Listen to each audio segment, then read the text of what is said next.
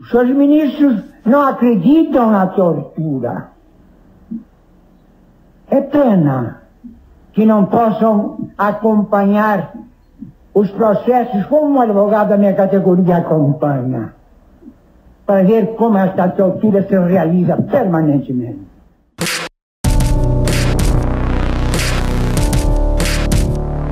Esse é o advogado Heráclito Fontoura Sobral Pinto, em 20 de junho de 1977. Ele não era comunista, mas travava nos tribunais o combate dos presos políticos, torturados durante a ditadura militar. Por atuações como essa, na apelação do ex-deputado Marco Antônio Tavares, condenado a 5 anos de prisão em 1975, Sobral Pinto recebeu o apelido de o Senhor Justiça. E neste processo, senhores juízes, há a prova documental da tortura que sofreu Marco Antônio. Há um laudo firmado por médicos militares atestando essa tortura. O caso de Marco Antônio Tavares é emblemático sobre a dinâmica dos depoimentos durante a repressão. Em abril de 1975, o então dirigente do Partido Comunista Brasileiro confessou a atuação político-partidária em empresas estatais. Um mês depois, o mesmo político denunciou à Justiça Militar que falou sob tortura. Sua apelação e tantas outras chegaram ao Superior Tribunal Militar, onde os castigos foram discutidos pelos ministros. Um deles foi o almirante Júlio de Sá Bierrenbach, em 19 de outubro de 1976. Na ocasião, tratando de um outro processo, ele estava preocupado com a repercussão negativa fora do país, causada pelas denúncias dos abusos que aconteciam por aqui. O que não podemos admitir é que o homem, depois de preso, tenha sua integridade física atingida por indivíduos covardes, na maioria das vezes de pior caráter que o encarcerado. Senhores ministros, já é tempo de acabarmos de uma vez por todas com os métodos adotados por certos setores policiais de fabricarem indiciados, extraindo-lhes depoimentos perversamente pelos meios mais torpes, fazendo com que eles declarem delitos que nunca cometeram, obrigando-os a assinar declarações que nunca prestaram. Essa é apenas uma fração de contundentes relatos feitos dentro do STM entre 1975 e 85, que expressam de forma cristalina a prática da tortura cometida pelo Estado durante a ditadura no Brasil. Esse material, que também contempla sessões secretas, foi coletado pelo historiador Carlos Fico, da Universidade Federal do Rio de Janeiro, e revelado no domingo pela jornalista Miriam Leitão, ela mesma torturada no regime militar. Primeiro, a história do Brasil precisa ser contada como ela aconteceu. E tem até hoje as pessoas que negam. Não são pessoas quaisquer, é o presidente da República. São seus filhos, são seus assessores diretos, militares que estão trabalhando com ele, que negam o que tem acontecido. Isso que foi discutido no STM por generais, brigadeiros, almirantes. Então, sim, essa é uma prova cabal de tudo o que aconteceu, e porque a gente não pode fazer de conta que não aconteceu o que aconteceu. Ao todo, o historiador escutou 10 mil horas de gravações e as organizou de forma a demonstrar o que pensavam os julgadores do Tribunal de Apelação sobre torturados e torturadores. Eu sou o Roberto Maltic, estou com a Carolina Moran e no Ao Ponto desta terça-feira, o historiador Carlos Fico conta como obteve esse material e de que forma ele foi organizado.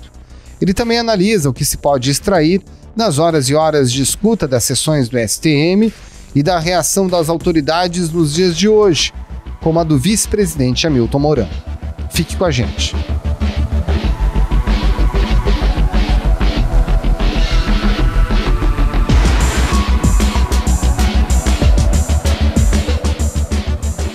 Professor Carlos Fico, em primeiro lugar, conta como o senhor obteve esse material, se o senhor recebeu muito não antes de ter acesso a esse acervo enorme de gravações. E outra coisa, por qual razão o Superior Tribunal Militar tratava algumas dessas sessões de apelação como secretas e as outras não? As outras eram consideradas sessões abertas. Ao longo da minha vida, para responder a tua pergunta, eu já ouvi muitos nãos em relação à abertura de acervos secretos da ditadura. Isso aconteceu bastante. Mas nesse caso, a gente deve a liberação desses acervos ao advogado Fernando Fernandes, que começou um processo lá atrás, em 2006, junto ao Supremo Tribunal Federal. Em 2011, a ministra Carmen Lúcia determinou a abertura do acervo. Em 2015, as fitas de rolo foram digitalizadas e esse advogado analisou algumas dezenas de sessões de 1976 e 77, e eu acompanhava isso pela imprensa.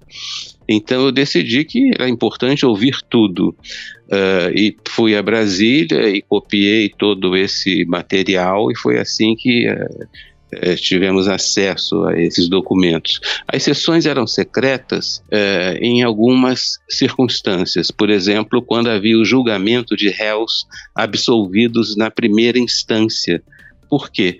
Porque o Tribunal Militar julgava e considerava que, se esses réus estavam absolvidos, poderiam fugir no caso dos STM condenados.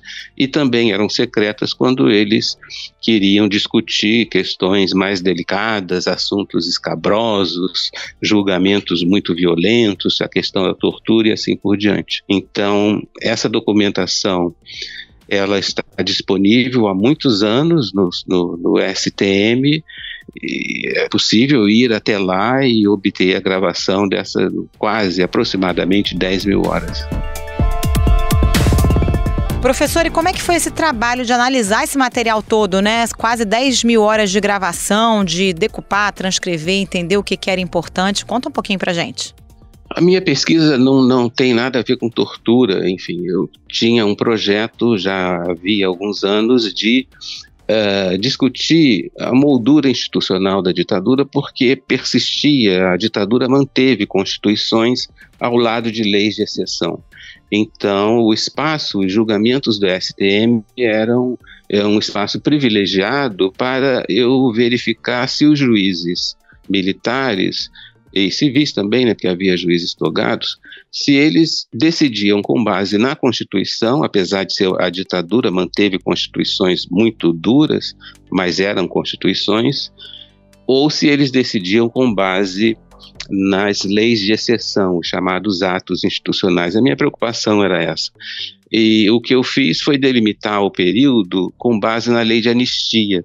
Então, eu já ouvi todas as sessões de 1975 até a promulgação da lei de anistia, que foi em agosto de 79, e esse trabalho demorou 4 anos e foi feito com técnica, método, que a gente é muito experimentado em história. Enfim, eu fui fazendo esse trabalho de audição e anotando e classificando, e assim eu publiquei já trabalhos acadêmicos sobre essa primeira parte, né?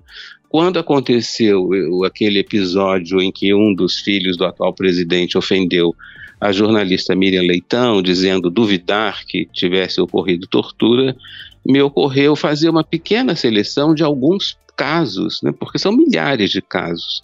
Esses áudios que eu divulguei são apenas alguns poucos exemplos entre muitos casos, milhares eu poderia dizer, de tortura, e eu falei, bom, vou selecionar alguns aqui e enviar para a Miriam Leitão para que ela pudesse divulgar essas comprovações indiscutíveis de que havia tortura, né?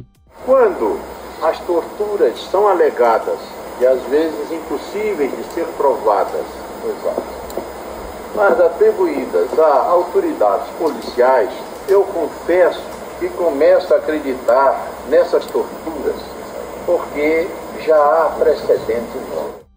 Então foi esse o procedimento do ponto de vista metodológico, é um procedimento de ouvir pacientemente. Eu também selecionei ouvir apenas para tornar essa empreitada viável os crimes políticos, porque o STM prosseguiu julgando, obviamente, os crimes militares, né, que são crimes às vezes banais, de deserção, um soldado que briga com outro. Então, essas sessões de julgamento de crimes militares corriqueiros, eu pulei, né, e analisei, ouvi, fiz anotações, etc., dos julgamentos, dos milhares de julgamentos de crimes políticos, porque durante a ditadura os civis passaram a ser julgados pelo STM no caso de supostos crimes políticos. Podia ser desde divulgar um panfleto contra a ditadura, pichar um muro, até as ações da chamada luta armada, né? Então o procedimento mais ou menos foi esse. Professor, nesse trabalho de reconstruir os fragmentos da história, né, depois de ouvir todo esse material, qual era a diferença essencial que o senhor percebeu entre o que ocorria e o conteúdo extraído nos depoimentos em sede policial, no caso no DOPS, e quando os depoentes falavam em juízo, na auditoria militar? Qual era a diferença essencial? Bem, a grande diferença é que em alguns casos as vítimas ou os réus, né, eles no espaço da justiça, já na auditoria, eles denunciavam a tortura e muitas vezes também comprovavam a tortura com laudos médicos ou com, enfim, outras provas além do próprio depoimento. Alguns réus trazem aos autos acusações referentes a torturas e sevícias das mais requintadas, inclusive provocando que uma das acusadas, Nádia Lúcia do Nascimento, abortasse após sofrer castigos físicos no Código de Dói. Em síntese, os relatos são estes. José Roberto Monteiro, Folha 419, que tem uma única declaração a fazer com pesar, no sentido de deixar claro perante este Conselho que aqui negou muitas de suas afirmativas feitas durante a fase inicial, porque naquela ocasião fora torturado, o mesmo ocorrendo com sua mulher, a qual inclusive sofreu um aborto no próprio Código de Dói, em virtude de choques elétricos em seu aparelho genital. Alguns casos eu digo porque nem todo mundo tinha coragem de chegar na auditoria. A auditoria militar é a primeira instância da justiça militar, se chama auditoria. E o STM, então, é a instância de apelação, a segunda instância. E na auditoria, então, tem um momento em que, depois da vítima ou do réu, no inquérito policial feito em quartéis, até casas clandestinas, submetido frequentemente à tortura, nesses espaços policiais do inquérito, o réu simplesmente está submetido à violência. Quando chegava na auditoria, havia um momento em que ele podia se pronunciar, o chamado sumário de culpa, e então, em alguns casos, esses réus denunciavam a tortura, como eu já disse. E por isso havia registro desses episódios nos processos. Frequentemente, quase em todos os casos, havia apelação ao STM. Se o réu era absolvido na primeira instância, na auditoria, o procurador militar recorria pedindo a condenação. Se o réu era condenado na auditoria, o próprio réu e seu advogado recorriam pedindo absolvição.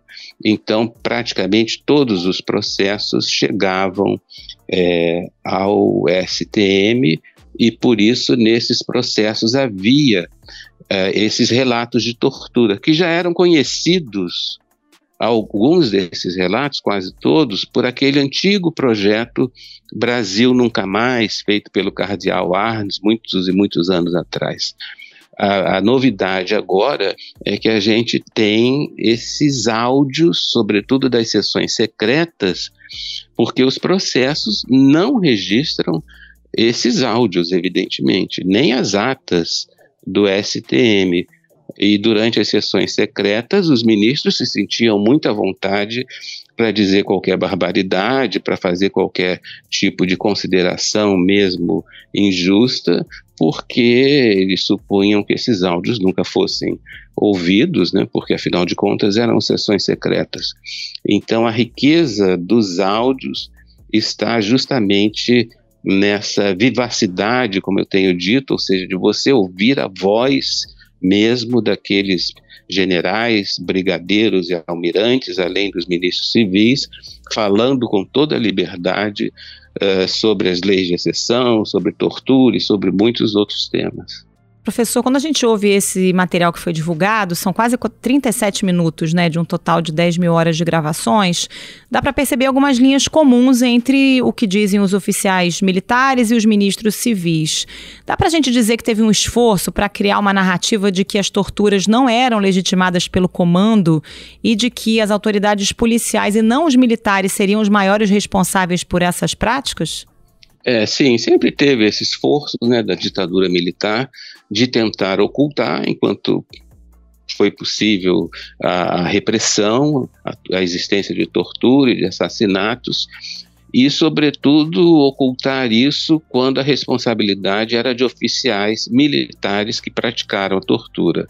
Então, os ministros, eu percebo nessas sessões de julgamento, ficavam especialmente constrangidos quando as acusações eram feitas contra oficiais militares, frequentemente acusações assim irrefutáveis, né, pelas provas, pelos depoimentos. Quando estava ausente o ministro Reinaldo, e os primeiros advogados começaram a falar no dói-code, dói-code, dói-code. De maneira que eu, como único representante do Exército na hora aqui presente, eu experimentei um grande constrangimento em ver essas organizações do Exército tão acusadas e, como mostrou o relator, elas não foram apuradas devidamente. Então, sim, havia esse tipo de tentativa que, com o passar do tempo, foi fracassando, né? Porque as evidências são milhares e mesmo os ministros do STM tiveram de admitir que oficiais militares praticaram tortura. Com profunda tristeza, tenho tomado conhecimento da repercussão no exterior de fatos que se passam no Brasil. Fatos esses que também ocorrem em todos os demais países civilizados do mundo. Quando aqui vem à baila um caso de sevícias, esse se constitui um verdadeiro prato para os inimigos do regime e para a oposição ao governo. Professor de viva voz, né, teve alguns oficiais como o almirante Júlio de Sá Birrenbach, né, que reconhecem como fato a existência da prática de tortura, e outras falas também na mesma linha que acabam orientando a investigação de atrocidades, até mesmo para proteger a imagem do regime, a luta contra os subversivos e tudo mais. Agora, teve alguma investigação de fato a partir dessas reflexões dos oficiais no STM? Isso aí acabou gerando alguma coisa? Não, gerou nada, porque foi se consolidando no STM ao longo da ditadura a tese de que a investigação caberia às auditorias, à primeira instância. Então, eles lavavam as mãos e, quando pediam alguma averiguação, pediam para que isso se realizasse na primeira instância, nas auditorias militares, que aí, evidentemente, nada acontecia. As auditorias eram frequentemente controladas pelos comandantes militares das grandes unidades, né? Primeiro Exército, Segundo, Terceiro, Quarto Exército. Então, era facilmente manipulável a auditoria, porque esses comandantes tinham grande peso na composição desses tribunais de primeira instância. Então, nunca houve apuração das denúncias e tudo isso ficou ocultado nessas gravações, né, que agora, enfim, a gente começa a divulgar, e o que é uma coisa terrível, né? Uma coisa terrível porque são práticas abjetas que as Forças Armadas deveriam reconhecer ao invés de negar e pedir perdão, até para que o país tenha uma relação mais sadia com o seu passado, ao invés de ter essa atitude negacionista dos militares, dos comandantes militares e do atual governo. Professor, e via de regra, o que aconteceu com esses recursos que chegavam ao STM que motivaram a realização dessas sessões que foram gravadas? Também não davam em nada na época? Não, as apelações eram julgadas, né? Então havia absolvições, havia condenações, há uma variedade grande. Alguns pesquisadores, usando os documentos escritos, colegas meus, inclusive dos Estados Unidos, já tentaram contabilizar quantas absolvições, se teve mais absolvição, se teve menos.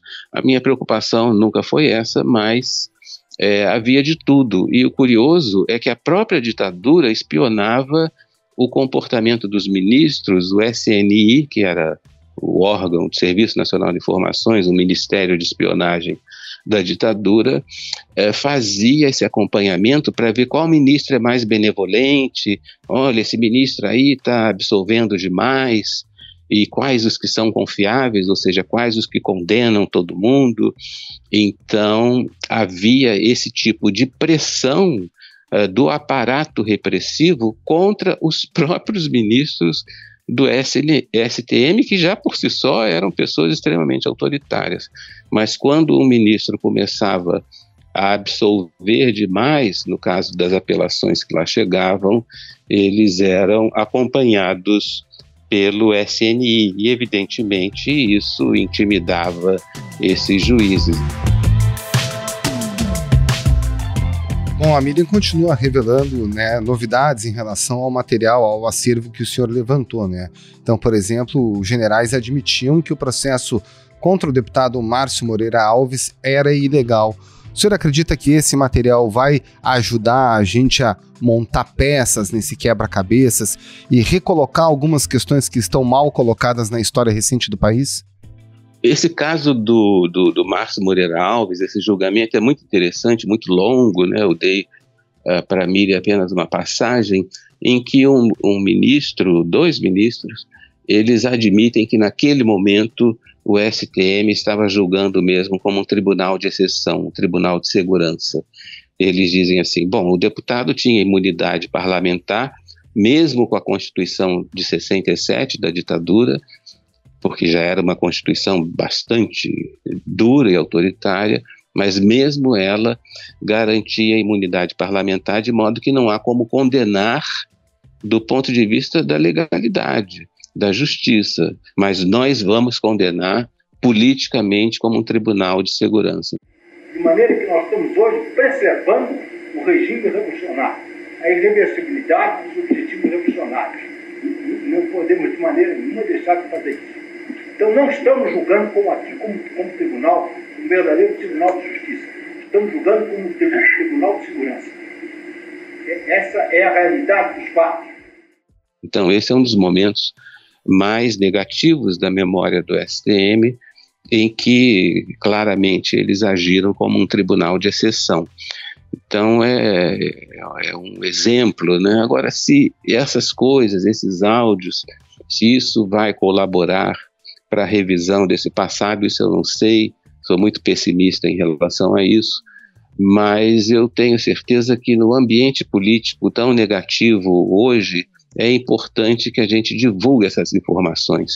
Talvez ouvindo a voz do passado, ouvindo a voz daqueles homens, as pessoas ainda descrentes se convençam, né, dessa repressão e da negatividade da ditadura, da negatividade de todo aquele aparato repressivo que contaminou inclusive a justiça militar.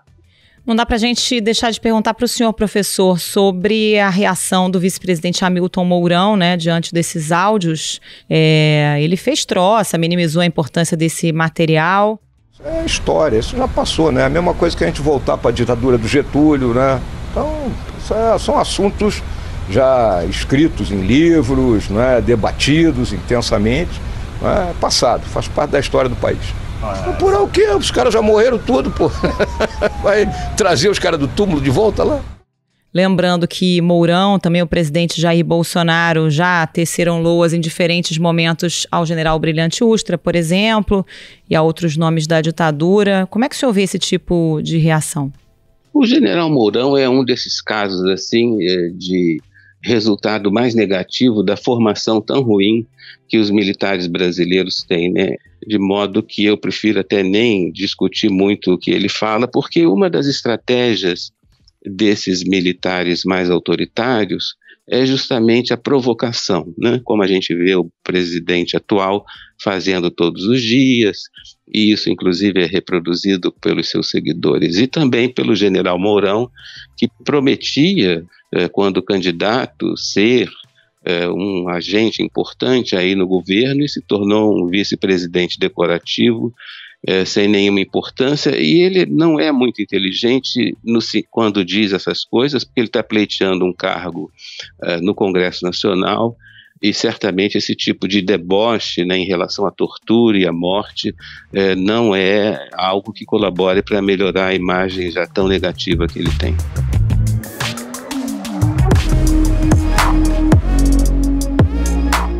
Professor, para a gente terminar, fazer uma homenagem a um personagem que aparece na abertura desse episódio, o advogado Sobral Pinto.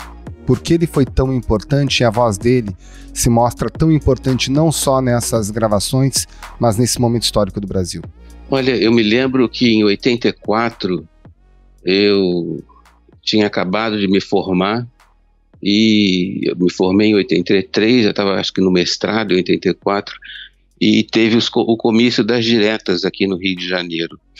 Eu fui até o comício das diretas ali na Candelária, na Avenida Presidente Vargas, tomada por milhares de pessoas, e antes assim dos grandes governadores, personagens políticos falarem, falou Sobral Pinto, já muito velhinho, creio que estava já com seus 80 ou mais anos, e ele começou a falar citando aquele artigo da Constituição, todo o poder emana do povo e em seu nome será exercido. O preceito do artigo 1º, parágrafo 1º da Constituição Federal. Todo o poder emana do povo e em seu nome deve de ser exercido.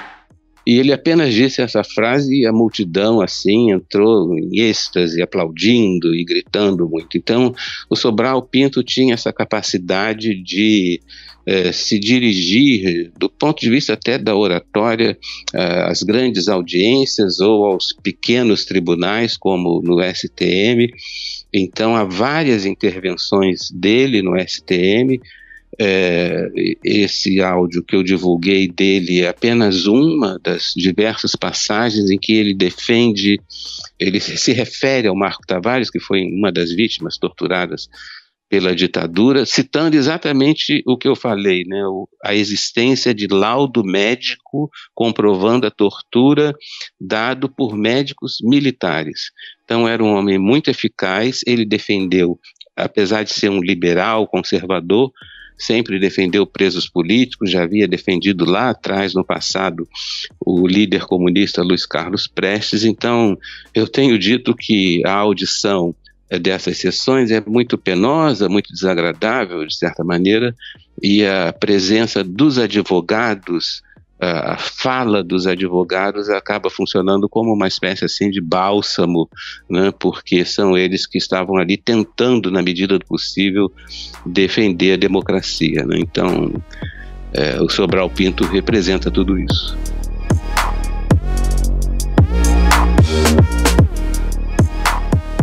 Professor Carlos Fico, muito obrigada pela participação, parabéns pelo trabalho e um abraço para o senhor. Muito obrigado, professor. Um abraço. Um abraço para vocês.